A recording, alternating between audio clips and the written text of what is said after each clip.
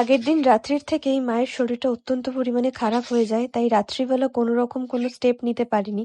তবে সকাল হতে না হতেই মাকে নিয়ে বেরিয়ে পড়েছিলাম। তো আমি জাস্ট এখানে ছোট ছোট কয়েকটা ক্লিপ রেখেছি যেন তোমরা বুঝতে পারো, যেহেতু আমি মুখে কথা বলার মতন পরিস্থিতিতে ছিলাম না। যাই হোক, আমি এসেছিলাম উত্তরপাড়াতে একটা প্যারানমিক্যাল চেম্বারে মাকে চেক আপ করাতে। ডক্টর অনেক কিছুই বললো, তো কি বললো না বললো সেটা তোমাদের সাথে আমি পরে শেয়ার করব। এখানে মাকে পেন কমানোর জন্য, মানে পেন রিলিভের জন্য ইনজেকশনও দিল জায়গাটা অবশ করার জন্য। দেন তারপর এখানে রে দেওয়া হচ্ছে, অনেক কিছুই করা হয়েছে, তবে কোনো মতেই কোনো কিছু করে ব্যথা কমানো যায়নি। শেষে অবশের ইনজেকশন দিয়ে কিছুক্ষণের জন্য রিলিফ করা হয়েছে। পুরো ভিডিওটা দেখো, তাহলে সবটা বুঝতে পারবে।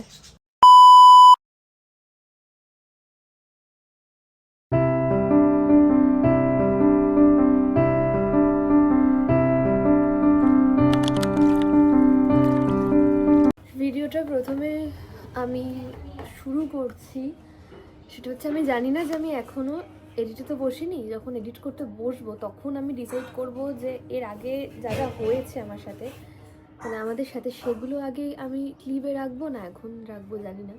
যাই হোক, তোমরা যারা আগের দিনের ভিডিওটা দেখেছো তারা জানো যে মায়ের কন্ডিশনটা খুব খারাপ হয়ে গেছে, আর যার ফলে কাল সারা রাত মা ঘুমোয়নি, আমিও ঘুমোইনি, খুব বাজে কন্ডিশন, কেউই ঘুমোতে পারিনি।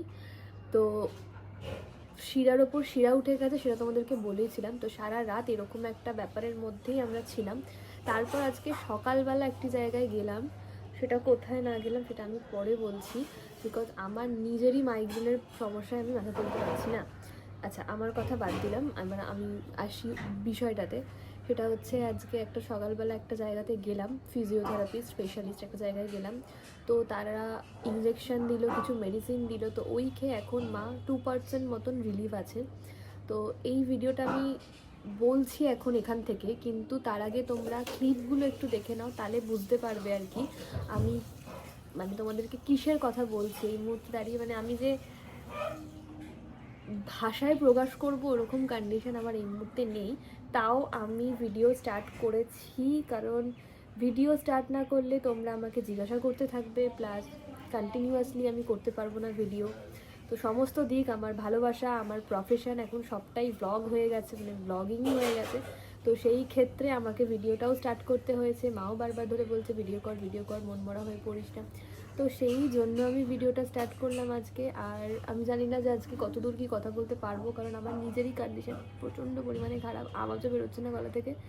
আমি এখন যাব অ্যাপোলোতে, কারণ ডক্টর অনেক ওষুধ দিয়েছে, 5 দিনের মতন ওষুধ দিয়েছে।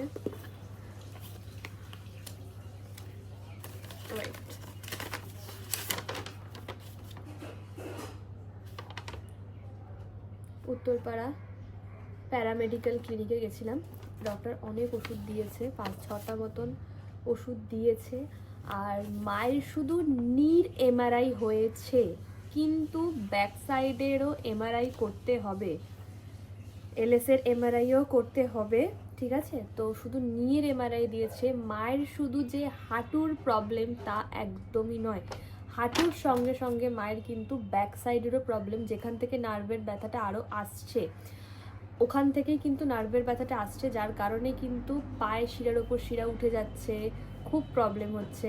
এখন ট্যাকশন দিল, টেন্স দিল, অনেক কিছু দিল, আর জায়গাটা অবশ করে দিয়েছে, মানে যে জায়গাটা পেন হচ্ছিল সেই জায়গাটা এই মুহূর্তে অবশ করে দিয়েছে, যেন একটু রিলিফ পায়।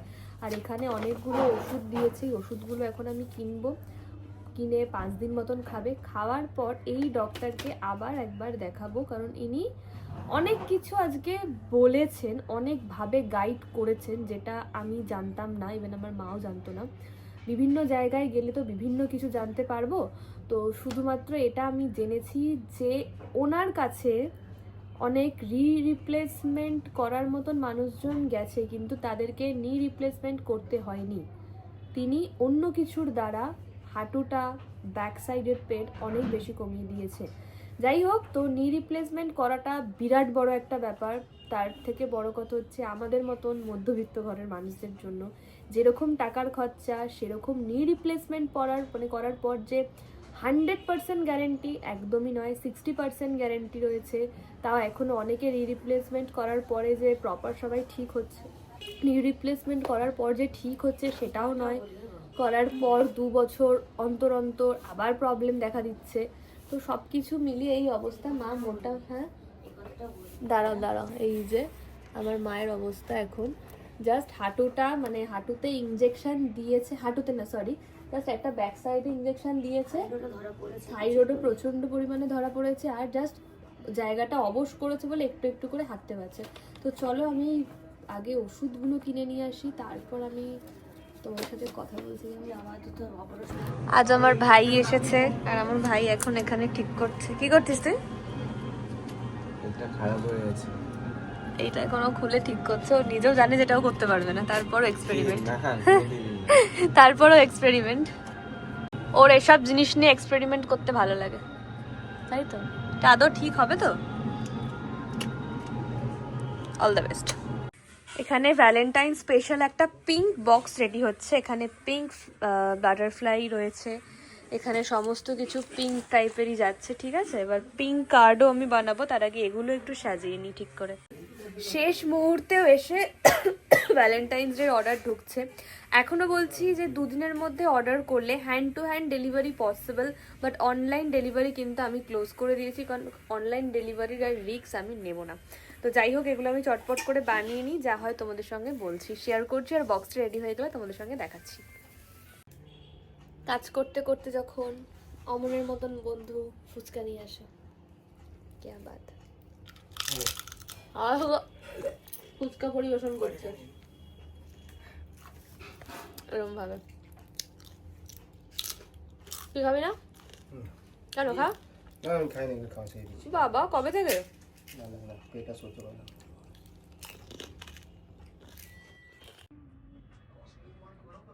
কত দূর হলো? এই কার্ডটা দেখ, একদম একটু অন্য ধরনের বানিয়েছি, ভ্যালেন্টাইন ডে স্পেশালি একটু পিঙ্কি টাইপের বানিয়েছি।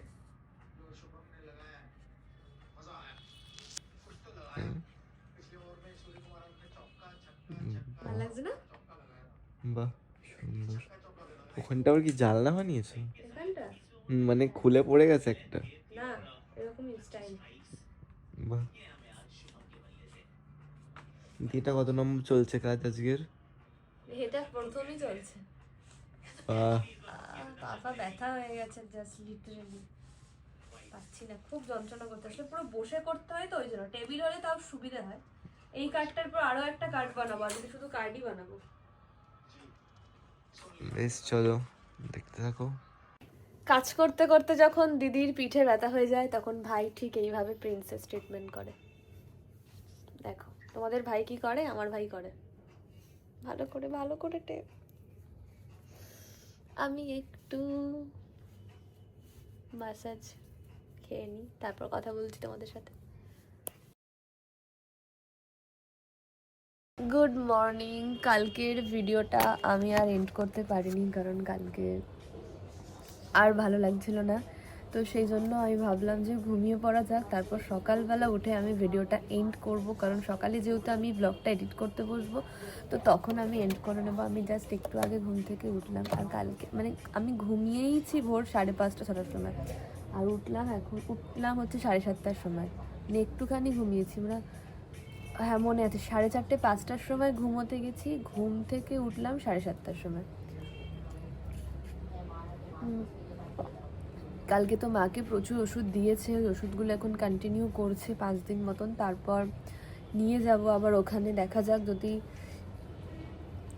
নি রিপ্লেসমেন্ট বলছে যে, মানে হাঁটুর রিপোর্টগুলো দেখে বলছে যে এখনও 2-3 বছর ভালোভাবে চলে যাবে, কিন্তু পেনটা শুধু হাঁটুর নয়, পেনটা ব্যাক সাইড থেকেও হচ্ছে। তো সব কিছু মিলিয়ে একটু পরিস্থিতি প্রচণ্ড পরিমাণে খারাপ সব দিক থেকে। যাই হোক, সব ঠিক হয়ে যাবে, অল ইজ ওয়েল।